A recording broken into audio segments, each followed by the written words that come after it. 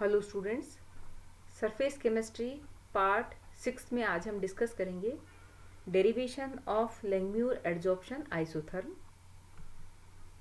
इससे पहले पार्ट 5 में हमने लैंगम्यूर के द्वारा दिए गए 6 पोस्टुलेट्स के बारे में डिस्कस किया था और उन्हीं 6 पोस्टुलेट्स के बेसिस पर लैंगम्यूर ने एक इक्वेशन डिराइव की थी जो डिस्क्राइब करती है relation between amount of adsorbed gas at constant temperature and pressure. Means स्थिर दाब पर अधिशोषित होने वाली गैस की मात्रा तथा दाब में संबंध को दर्शाती है। मान लीजिए n है the number of molecules of gas striking on square centimetre of square पर सेकेंड। n क्या है यहाँ पर कि गैस के अणु की वह संख्या जो प्रति सेकेंड एक वर्ग सेंटीमीटर सतह पर स्ट्राइक करती है या आक्रमण करती है। अल्फा है fraction of molecules present on the surface. सतह पर उपस्थित अणुओं का जो फ्रैक्शन या अंश है उसको हमने किससे रिप्रेजेंट किया है? अल्फा से। तो जो एन अल्फा क्या हो जाएगा यहाँ पर? एन अल्फा हो जाएगा total number of moles which condense on the surface. तो हमने यहाँ पर अल्फा को तो fraction of molecule present on the surface माना था और एन हमने माना था कि the number of the molecules of gas striking 1 square centimetre of surface पर सेकेंड। तो एन अल्फा क्या हो गया यहाँ पर कि total number of the moles which condense on the surface, यानी सतह पर संघनित होने वाले कुल मोल की संख्या। लेकिन यहाँ पर ध्यान रखेंगे आप कि यहाँ हम संपूर्ण सतह की बात नहीं कर रहे हैं, क्योंकि हमने अल्फा को हमने क्या माना है? Fraction of molecule present on the surface ये। तो इसलिए हम एन अल्फा जो हम निकालेंगे वो एन अल्फा का जो मान होगा वो सतह पर संघनित होने वाले मोल की संख्या, लेकिन हम संपूर्ण सतह की बात नहीं कर रहे हैं। थीटा क्या है यहाँ पर? Theta fraction of area covered by gas है, यानी गैस के द्वारा कवर किए गए क्षेत्र का अंश। कब? जबकि केवल एन अल्फा 1 माइनस थीटा में संघनन होता है, यानी वो फ्रैक्शन है जब when condensation is taking place at only n alpha 1 minus theta।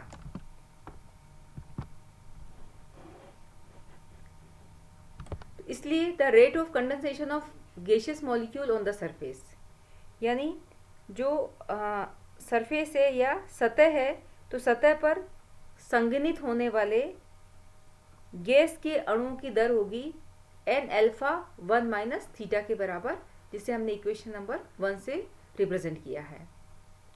अब rate of evaporation is directly proportional to covered area by surface. Means वो जो वाष्पीकरण की जो दर होगी वो किसके समानुपाती होगी? सतह द्वारा अभिग्रहित क्षेत्र के, यानी कवर्ड एरिया बाय सरफेस के समानुपाती होती है रेट ऑफ एवोपरेशन। तो रेट ऑफ एवोपरेशन किसके इक्वल हो जाएगा? इक्वल टू हो जाएगा k इंटू थीटा। तो हमने वहाँ पर देखा था कि थीटा क्या है? थीटा गैस के द्वारा कवर्ड किए गए क्षेत्र का अंश है। तो यहाँ पर जो रेट ऑफ एवोपरेशन होगा इक्वल टू k थीटा के बराबर, क्योंकि थीटा यहाँ पर कवर्ड एरिया बाय सरफेस है और हमने इसको एक प्रोपोर्शनलिटी कांस्टेंट लगाया जिसको हमने k से यहाँ पर डिनोट किया है और ये इक्वेशन नंबर 2 हो जाएगी। k is the proportionality constant. अब हम यहाँ पर देखेंगे कि जब साम्य स्थापित हो जाता है, जब इक्विलिब्रियम जो है वो स्थापित हो जाता है, तो ऐसी स्थिति में जो rate of evaporation becomes equal to the rate of condensation. तो साम्यावस्था पर जो वाष्पीकरण की दर होती है वो संघनन की दर के बराबर होती है। तो देखिए यहाँ पर रेट ऑफ एवोपरेशन किसके इक्वल है? k थीटा के इक्वल। और यहाँ पर हमने देखा था कंडेंसेशन ऑफ गैसियस मॉलिक्यूल, तो वो किसके इक्वल है? N alpha 1 minus theta. तो हमने इस दोनों इक्वेशन नंबर 1 और इक्वेशन नंबर 2 इन दोनों को इक्वल किया है। तो देखिए इक्वेशन नंबर 2 है, इक्वेशन नंबर 1 है। तो इस प्रकार से हमें एक नई इक्वेशन प्राप्त होगी, इसको हम सोल्व करेंगे तो k theta plus theta alpha n equal to alpha n, हम इसको रिप्रेजेंट कर लिख सकते हैं। और इक्वेशन नंबर 3 में हम थीटा की वैल्यू इसके हिसाब से फाइंड आउट करेंगे, तो थीटा इक्वल टू ये वैल्यू हमें प्राप्त हो जाएगी। अब अगर हम according to kinetic theory of gases देखें, यानी गैसों के अणुगति सिद्धांत के अनुसार number of molecules is directly proportional to pressure of gas striking on the surface है, यानी अणुओं की जो संख्या होगी वो समानुपाती होती है सतह पर आक्रमण करने वाली गैस के दाब के। तो हम अगर नंबर ऑफ मॉलिक्यूल्स को n से रिप्रेजेंट करें और प्रेशर को हम p से रिप्रेजेंट करें, प्रेशर कौन सा है, प्रेशर ऑफ गैस है स्ट्राइकिंग ऑन द सरफेस है, तो n is directly proportional to हो जाएगा यहाँ पर p, और n इक्वल टू हो जाएगा जब हम इसको प्रोपोर्शनलिटी कांस्टेंट लगाएंगे, ये हटा करके जब इसको इक्वल में कन्वर्ट करेंगे तो जो नया प्रोपोर्शनलिटी कांस्टेंट होगा वो बीटा होगा, तो ये हो जाएगा n equal to beta p के इक्वल, तो beta is the proportionality constant. अब इक्वेशन 3 से हम देखेंगे, तो 3 इक्वेशन क्या है हमारे पास, 3 है इक्वेशन, देखिए theta equal to alpha n के प्लस एन अल्फा। तो इस इक्वेशन का हम थीटा को 1 बाय थीटा करेंगे तो ये भी इसका अपोजिट हो जाएगा, तो ये हो जाएगा k plus n alpha upon alpha n, और इसको हम इस तरीके से भी लिख सकते हैं, कॉमन अगर हम निकाल लेंगे यहाँ पर तो k अपॉन अल्फा एन हो जाएगा, और यहाँ पर हम यहाँ पर जानते हैं कि अल्फा एन से अल्फा एन कैंसिल हो जाएगा, तो इक्वल टू हो जाएगा यहाँ पर 1। तो इसी इक्वेशन को हम 1 by theta equal to k upon alpha, और n की वैल्यू आपको पता है, जो n की वैल्यू थी बीटा p के बराबर, तो हमने यहाँ पर इस n की जगह वैल्यू सब्स्टिट्यूट किया है बीटा p, जो कि हमने पहले देखा था, तो ये हो जाएगा k upon alpha beta p, और प्लस हमने यहाँ पर कर देंगे इसको p, क्योंकि ये इसके इक्वल हो जाएगा, तो फिर से हम इसको इसी प्रकार से लिख सकते हैं, और हम यहाँ पर इक्वल टू इसको हम 1 अपॉन k1p प्लस 1 करके हम लिख सकते हैं यहाँ पर, और क्योंकि हमने एक नया कांस्टेंट लिया है जिसको हमने k1 लिखा है, और k1 इक्वल टू किसके बराबर हो गया है, ये अल्फा बीटा अपॉन k के बराबर हो गया। देखिए यहाँ पर k1 जब अल्फा बीटा अपॉन k है, तो यहाँ पर अपॉन हम यहाँ पर लिख देंगे k1। तो इस प्रकार से हमें, अब देखिए यहाँ पर इक्वेशन जो 4th है उसमें थीटा की वैल्यू हमें मिलेगी, और थीटा इक्वल टू हो जाएगा k1p plus 1 plus p k1।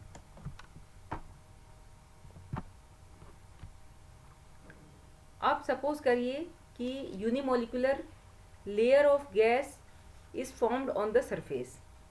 अगर हम ये मान के चलें कि सतह पर गैस के द्वारा एक अणु मोटी परत का निर्माण होता है, यूनिमोलिकुलर लेयर का निर्माण होता है, तो ऐसी स्थिति में जो x बाय एम होगा वो डायरेक्टली प्रोपोर्शनल होगा थीटा के, तो x by m is directly proportional to यहाँ पर हो जाएगा थीटा, और हम इसको लिख सकते हैं, ये प्रोपोर्शनल हटाएंगे तो एक नया कांस्टेंट लगाएंगे जिसको हमने k2 से रिप्रेजेंट किया है, तो ये हो जाएगा x by m equal to k2 theta, और इसे हम इस तरीके से भी लिख सकते हैं, यहाँ पर ये हमने थीटा की वैल्यू सब्स्टिट्यूट की है, जो कि थीटा की वैल्यू आपने पहले जो इक्वेशन हमने डेराइव की थी उसमें हमने इक्वेशन नंबर 3 से हमने थीटा की वैल्यू यहाँ पर सब्स्टिट्यूट की है, तो इस प्रकार से हमें ये थीटा की वैल्यू मिलेगी।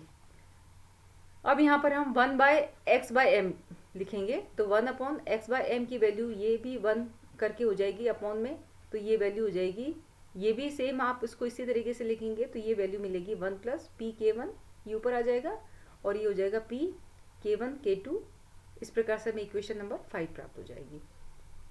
1 by x by m equal to हो जाएगा, अब देखिए यहाँ पर सेम कि 1 अपॉन पी k1 k2 आप लिखेंगे, और यहाँ हो जाएगा p k1 upon p k1 k2, तो p k1 से p k1 कैंसिल हो जाएगा, तो ये बचेगा सिर्फ 1 अपॉन k2, और इसी को आप ऐसे भी लिख सकते हैं इस फॉर्म में, 6 के फॉर्म में भी आप लिख सकते हैं इक्वेशन के, तो p upon x by m हो जाएगा, तो p अपॉन k2 हो जाएगा प्लस 1 अपॉन k1 और k2, तो क्योंकि हमने इसको सब तरफ हमने P से इसको, यहाँ ऊपर P लिखा है तो लेफ्ट हैंड साइड में भी P से मल्टीप्लाई किया, राइट हैंड साइड में भी P से मल्टीप्लाई किया है।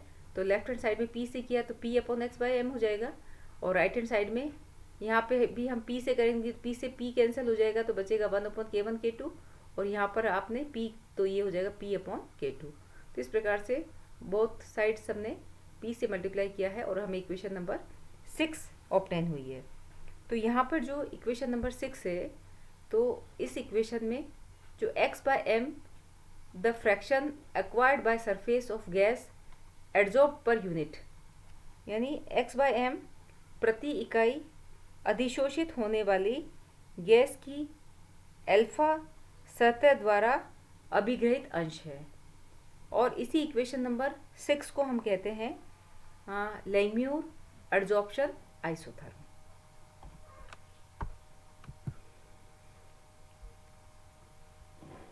अब यदि हम P/x/m इसको अगर हम प्रेशर के अगेंस्ट प्लॉट करें, देख रहे हैं आप यहाँ पर इस ग्राफ में कि जब हम P/x/m वर्सेस log P अगर हम प्लॉट करते हैं तो हमें एक स्ट्रेट लाइन प्राप्त होती है।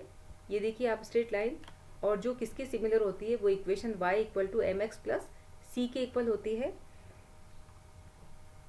यहाँ जो स्ट्रेट लाइन है इसका जो स्लोप होगा वो इक्वल होगा 1/K2 के बराबर, और जो y एक्सिस पर जो इंटरसेप्ट हमें प्राप्त होता है वो इंटरसेप्ट की वैल्यू होगी 1/K1 × K2 के बराबर। तो इस प्रकार से हमें P/x/m वर्सेस log P के अगेंस्ट ग्राफ प्राप्त होता है।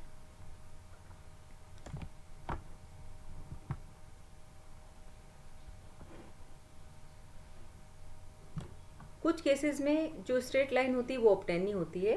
कब? जब हम इसका एक्सपेरिमेंटल स्टेट में जब हम इसका देखते हैं तो हमें वो स्ट्रेट लाइन हमें प्राप्त नहीं होती है। तो स्ट्रेट लाइन नहीं ऑब्टेन करने के कुछ रीजंस हैं जो हमने यहाँ पर लिखे हैं। सबसे पहला रीज़न है कि this is due to the non uniformity in surface.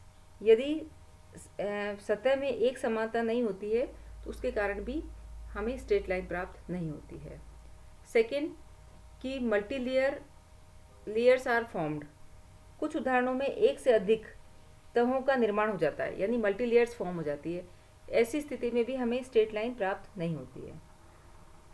Third है, अगर पार्शियल एड्जॉर्प्शन होता है, आंशिक अधिशोषण होता है, तो भी हमें स्ट्रेट लाइन प्राप्त नहीं होती है। और फोर्थ है कि अगर some chemical reactions of the adsorbate with adsorbent, यदि एड्जॉर्बेट और एड्जॉर्बेंट यानी अधिशोषी और अधिशोषण से कुछ रासायनिक रिएक्शंस हो जाती है, केमिकल रिएक्शंस हो जाती है, रासायनिक क्रिया हो जाती है, तो ऐसी स्थिति में भी हमें स्ट्रेट लाइन प्राप्त नहीं होती है। अब यहाँ पर कुछ केसेस को हम डिस्कस करेंगे। सबसे फर्स्ट केस है यहाँ पर कि when the pressure of gas is very low, यदि गैस का दाब बहुत ही कम होगा, ऐसी स्थिति में जो K1P की वैल्यू होगी वो नेग्लिजिबल होगी या नगण्य होती है। इसका मतलब जो थीटा की जो वैल्यू होगी वो बहुत ही कम होगी, और जो इक्वेशन नंबर 6 हमें प्राप्त हुई थी जिसको हमने लैंगम्यूर इक्वेशन बोला था, लैंगम्यूर एड्जॉर्प्शन आइसोथर्म इक्वेशन बोला था, तो उस इक्वेशन नंबर 6 में हम यहाँ पर देखेंगे K1P को हम नेग्लिजिबल करेंगे तो हमें प्राप्त होगी x/m = ये, यहाँ पर जब हमने इसको नगण्य माना है, नेग्लिजिबल माना है, तो ये इक्वेशन x/m = P K1 और K2 हो जाएगा।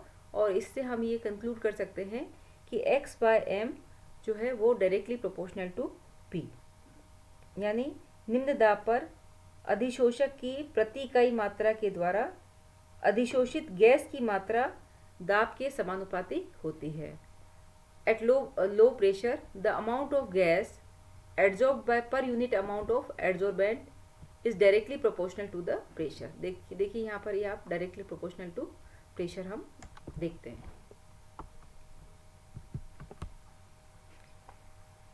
अब हम डिस्कस करेंगे सेकेंड केस।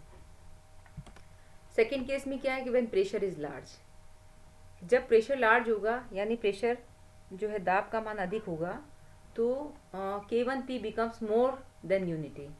तो K1P का मान इकाई से काफ़ी अधिक बढ़ जाता है। ऐसी स्थिति में जो इक्वेशन 6 होगी वो हम किसके इक्वल लिखेंगे, x/m equal to p K1 K2 और K1P, यानी K1P very very greater than 1। तो ऐसी स्थिति में 1 प्लस K1P की जगह हम क्या लिख देंगे यहाँ पर, K1P। तो इस प्रकार से हमें ये x/m इक्वल टू हम यहाँ पर लिख सकते हैं K2 के बराबर, क्योंकि K1P से ही K1P कैंसिल हो जाएगा और x/m किसके इक्वल हो जाएगा यहाँ पर, K2। तो x/m इक्वल टू K2। तो इस प्रकार से हमें इक्वेशन नंबर 8 प्राप्त होती है। तो इस प्रकार hence at high pressure the amount of adsorbed gas does not depend upon pressure. तो कैसे हमें इसका कंक्लूजन कर सकते हैं कि उच्च दाब पर अधिशोषित गैस की मात्रा दाब पर निर्भर नहीं करती। यहाँ ईपी टर्म कहीं भी नहीं आता है, इसका मतलब ये दाब पर निर्भर नहीं करती। कब, जब दाब को हाई रखा जाता है, प्रेशर को हाई रखा जाता है। तो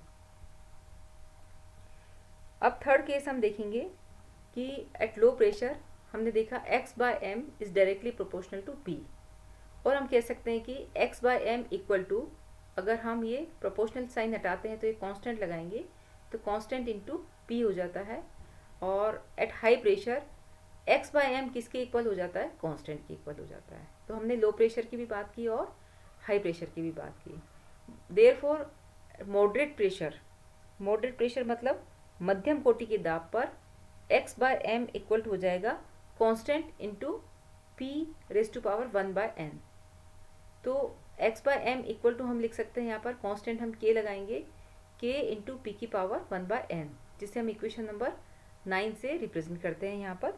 तो जो इक्वेशन नंबर 9 है, यह इक्वेशन ही लैंगम्यूर एडजॉर्प्शन आइसोथर्म कहलाती है। यहाँ पर the value of 1/n lies between 0 and 1। तो जो 1/n का जो मान होगा वो 0 और 1 के बीच होगा। और एज प्रेशर इज इंक्रीजेज और temperature decreases, then an additional layer of adsorbed molecule is formed. This justifies the multi layer adsorption concept.